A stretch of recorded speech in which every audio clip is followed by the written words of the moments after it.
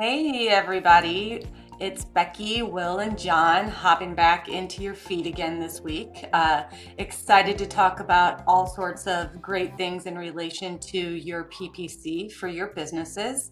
Lately we've been discussing what do we want to talk about, what's coming up next, what's important, and seasonality always has a lot to do with that, as well as trending topics. And one thing that I think is super trending along with preparing for the holiday season is Performance Max campaigns, right? They're PMax, they're Performance Max, they're replacing standard shopping. They're oh so mythical and hard to understand according to everyone, except for those of us that are working in there. So I thought it might be a great idea today to kind of let you guys have a back and forth on what you're seeing as you're starting to transition standard shopping to PMax as you're trying Performance Max out in different verticals.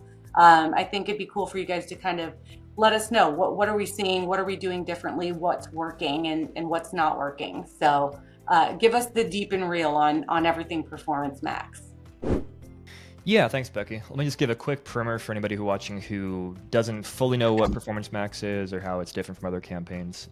It's the campaign type that Google released within the past 2 years, but it's really gotten much more usage within the past year. And it is kind of an all-in-one campaign where it shows ads across search, display, Google Shopping, YouTube, Gmail, etc.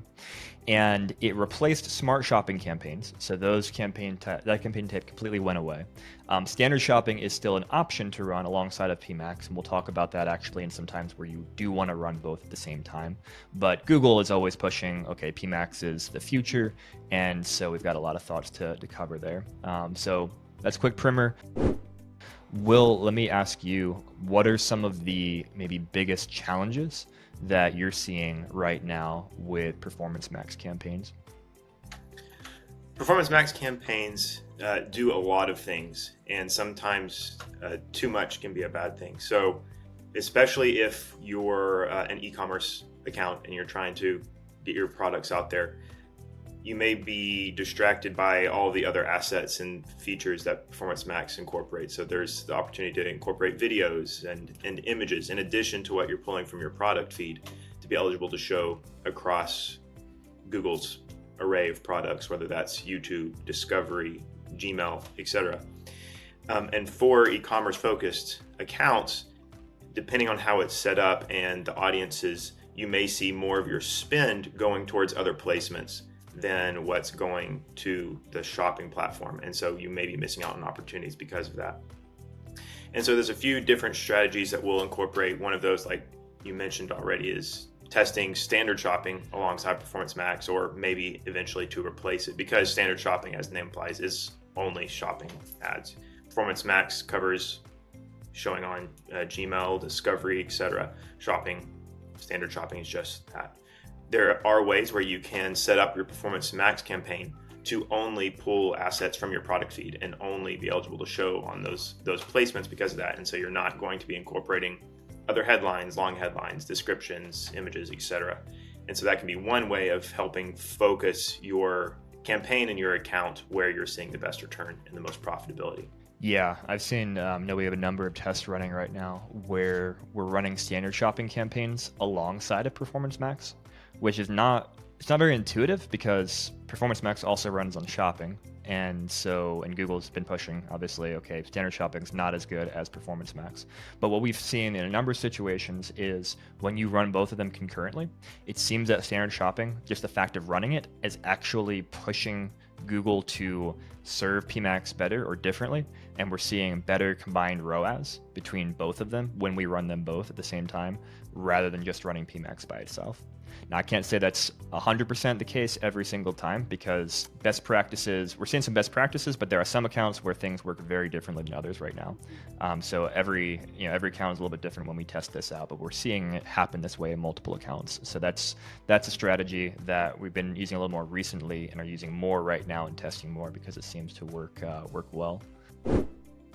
And one frustration that I know many businesses are communicating to you, Becky, when they speak to you and your team about hey, how could Stub Group help us with our Performance Max campaigns, is they're saying it's a black box. Google really doesn't tell us where our money and how our money is being spent, so we don't know how to optimize or improve it within Performance Max.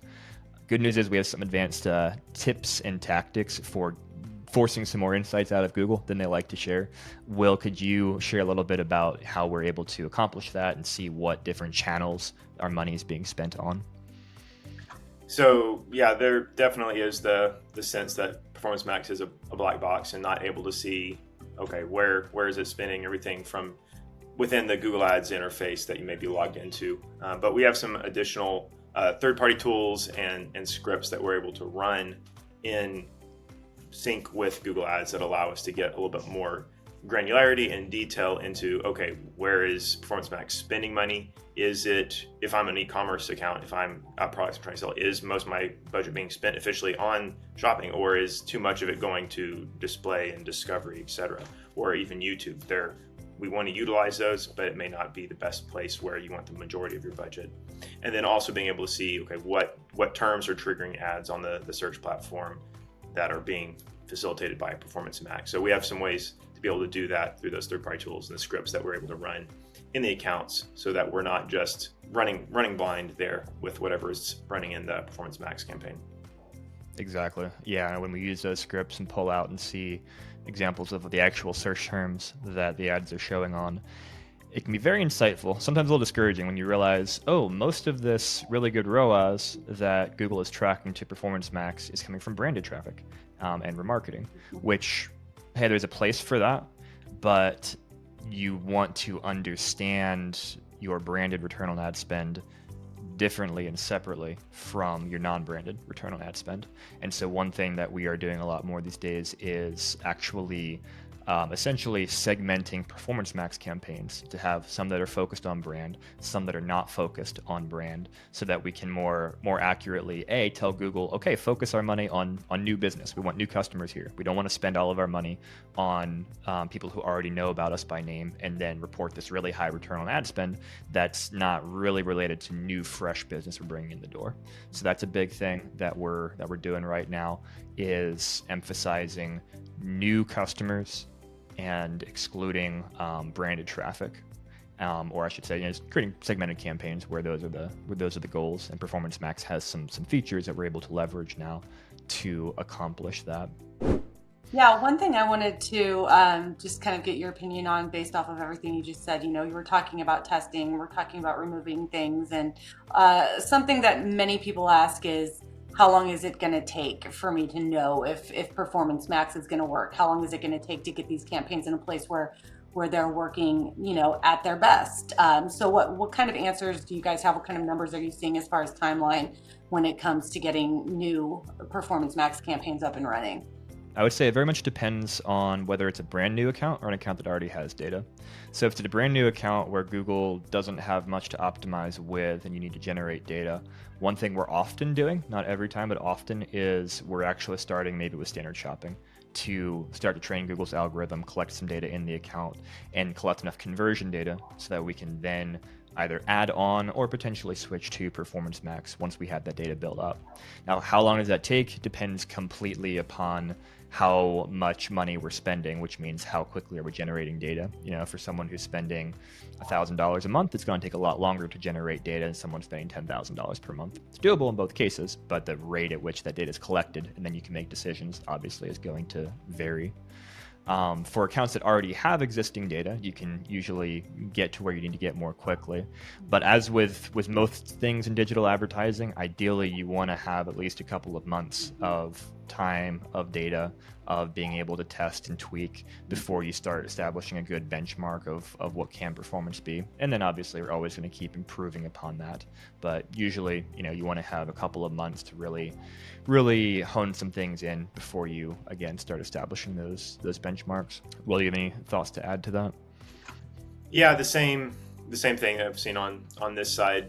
There's definitely been really amazing periods where we'll test Performance Max in a new account or even an existing one, and it seems to take off from the outset. That is definitely the exception and not the rule. So you can keep your fingers crossed that maybe you'll be one of those. But no, typically what we've seen, even for existing accounts where we're incorporating Performance Max into that, and there's already some account data, is it takes time. And having part of it is there's that learning period as well. So you set it up and it's running, and it's really important that you're not looking back on that date range, whether it's 2 weeks, 3 weeks, 2 months, and using that to determine whether this campaign is successful or a failure, because that's the period of time that that campaign is trying to pull in all the data points from the assets you're using, from audiences that you're set up to as relevant, all those different things, and trying to determine, okay, how do we hit your KPIs, whether it's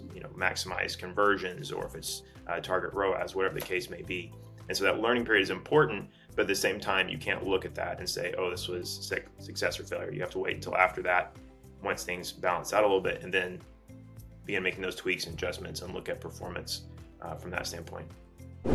How big of a role does budget play in this? Is there a budget that you think is too small to even try Performance Max with? Is there a budget you think that someone would need to start with? And I know every product and business is different, but what are your thoughts when it comes to budget surrounding Performance Max?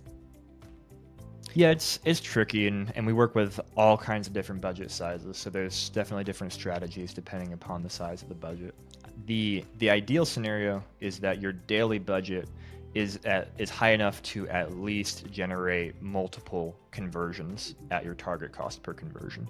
So orders, for example, if you're saying, hey, on average, I can afford to spend $50 in advertising spend to get a new order, ideally your daily budget is going to be 150, 200, so you could get multiple in a day. Now, that's not always possible for every advertiser, and like I said, there's different strategies you use depending upon the budget.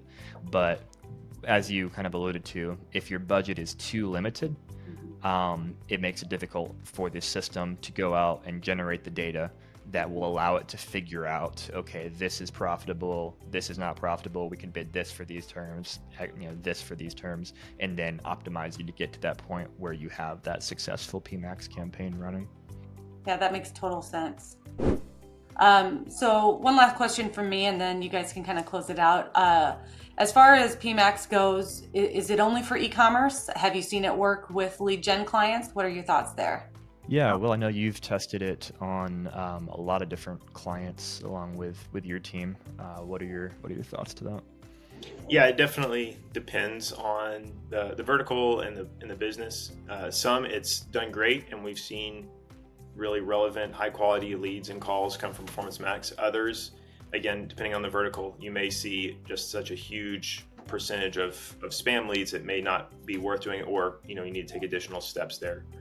Some that work really well with a high budget, and then others you're able to be successful with a small budget. You may see like, hey, when we allocate X amount of dollars, it doesn't seem to be driving much, but oftentimes even with a low budget, you can see some benefit there and balance out and kind of provide a more holistic strategy to your existing search campaigns is typically what we see the added value coming from. Yeah, that's fairly consistent with what I've seen as well. I would say if we look at it from a statistics perspective, on average, I'm seeing Performance Max be more likely to work well for e-commerce than lead gen. Like you said, it can work well and sometimes doesn't work well for both, but I'm usually more comfortable recommending it for e-com than lead gen, because I have seen a lot of those situations, like you mentioned, where it drives a ton of spam leads. And I don't know if it's robots or bots or what you're filling out, but just a bunch of garbage traffic that you're paying for has been a challenge for a number of clients. My ideal scenario is if you're gonna run PMax for a lead gen website, that you get to a place where you can use value-based bidding in your campaign. So in other words, assign value to the leads that you're generating. Let's say, okay, we're going to assign a value of $50 to every phone call, $100 to every form submission, whatever. And ideally, you import some offline data in as well, so you're feeding the system to say, okay, this turned into a customer that was worth $1,000. Then you can switch to target ROAS bidding in your Performance Max campaign, and that helps to mitigate some of those spam leads because you're training the system to understand which ones are spam leads because you're not assigning value to them, and which ones are great leads because you are assigning value. And so that kind of makes it an e-commerce-esque, bidding strategy, even though you are a lead gen business. So there's lots more we could say about Performance Max because there's a whole lot going on and more that we're learning and everybody is learning in the industry every single day. We'll keep making videos about it. We also have already made other videos about it, which we will put somewhere here on the end screen so you can check those out. If you found this content useful, please subscribe to our channel. We're putting out lots of information like this about how to dominate Google Ads and be successful. So come along for the ride, check out those videos, and we'll see you in the next one.